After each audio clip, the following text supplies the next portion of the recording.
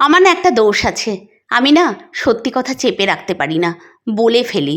আর যখন বলি সবার মাঝখানেই বলি। এতে হয়তো কেউ রাগ করবে, কেউ অভিমান করবে, কেউ দুঃখ পাবে। আমি তার জন্য কি করব বলো? এই যে আমার যত মুসলিম ভাই বোন আছে না, আমার ওদের জন্য না গর্ব হয়। কোথায় ইসরায়েল, কোথায় প্যালেস্টাইন, ওরা ঠিকভাবে জানে না কী জন্য তাদের মধ্যে যুদ্ধ হচ্ছে, কী জন্য বম্বিং হচ্ছে। ওরা কিচ্ছু জানে না ঠিক মতো। অথচ শুধু স্বধর্মের জন্য ওরা স্থান, কাল, পাত্র সব ভুলে একাট্টা হচ্ছে। এই হচ্ছে একাত্মবোধ।